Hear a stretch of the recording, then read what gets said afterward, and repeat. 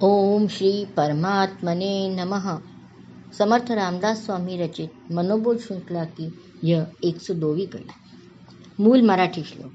अतिलीनता सर्व भावे स्वभावे, जना सज्जना लागी संतोष व्हावे, देहे कारणी सर्व लावीत जावे, सगुणी अति आदरेसी भजावे।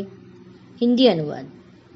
स्वभाव व आचरण में अत्यंत नम्रता हो, सज्जनों को सुख प्रदान करने की वृत्ति हो, परोपकारी हमारे जीवन का उद्देश्य रहे और सगुण साकार परमेश्वर का आदर पूर्वक भजन नित्य नेम रहे। नम्रता देती विद्या, जिससे पहचान होती, सदा झुककर चलती रहती जो हस्ती वो महान होती। बरसता वही बादल जो जल पाकर झुकता है। वाणी ऐसी होनी चाहिए, जैसे कबीरदास जी कहते हैं, ऐसी वाणी बोलिए मन का आपा खोए, औरन को शीतल करे आपहु शीतल हुए। हमारा मन तो से शांत रहता है, दूसरे का मन भी हम अपनी मधुर आवाज़, नम्रता पूर्वक मधुर आवाज़ से दूसरे का गुस्सा भी ठंडा कर सकते हैं, उनके हृदय को भी शीतलता प्रदान कर सकते हैं। अब इसका मतलब ये तो नहीं कि अगर कोई अनुचित कार्य कर रहा हो तो भी हम शांत रहें, उसका विरोध भी न करें। विरोध करें, पर दृढ़तापूर्वक उसका विरोध करना भी आना चाहिए। जैसे एक कीड़ा पूरे फल को खराब कर देता है, वैसे ही अहंकार सब गुणों का नाश कर देता है। अगर कोई गलत कार्य कर भी रहा है तो नम्रता के साथ उसका प्रतिकार करें।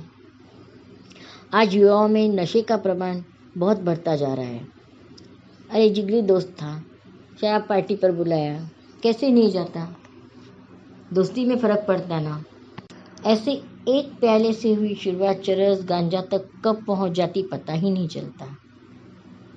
ऐसी कई बातें होती जो हम नहीं करना चाहते, पर ना कैसे कहें, इस सोच में पड़ जाते। तो दृढ़तापूर्वक ना कहने की आदत भी हमें डालनी होगी।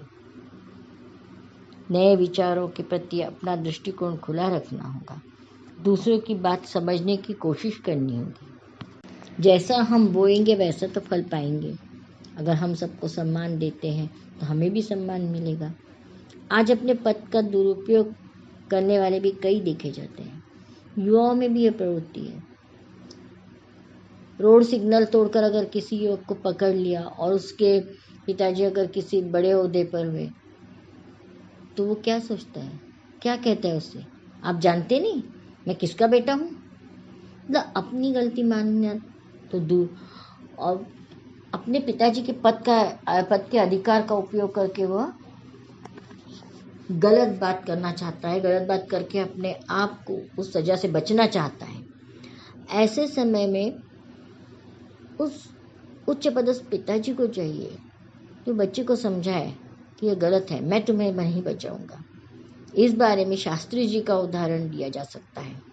उनकी सादगी से तो सभी परिचित हैं। उनका पहरावा, खादी की धोती, कुर्ता, ये सभी जानते हैं। पर वह नियम के कितने पक्के थे, इसके बारे में कि एक बार गलत तरीके से उनके बेटे को पदोन्नति मिल गई थी, तो उन्होंने स्वयं जाकर वह पदोन्नति रुकवाई। कहा मेरा बेटा भी इस लायक नहीं हुआ है। वो चाहते तो अपने पद का दुरुपयोग कर अपने बेटे की पदोन्नति करवा सकते थे, पर उन्होंने ऐसा नहीं किया। किसी भी चीज़ का अतिरेक तो बुरा ही है। अतिलीनता, नहीं किसी बात का विरोध करना ही नहीं, यह भी बुरा है। इसका मतलब ये नहीं कि आप में ताकत नहीं है। और जब हम देखते हैं कि भारत देश खुद होकर किसी से युद्ध करने नहीं जाता, तो इसका मतलब ये तो नहीं है कि भारतीय सैनिकों में किसी से लड़ने की हिम्मत नहीं है।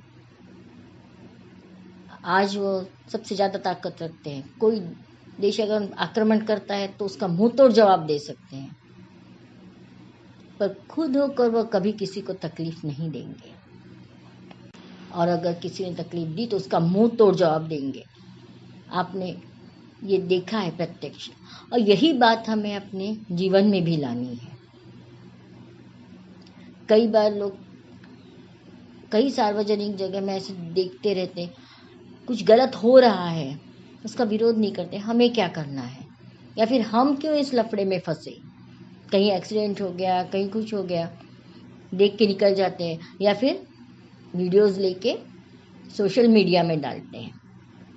आज से हम भी कोशिश करते हैं अति लीनता से बचें। जहाँ ज़रूरत है वहाँ विरोध करने की हिम्मत रखें। जय जय रघुवीर समर्थ।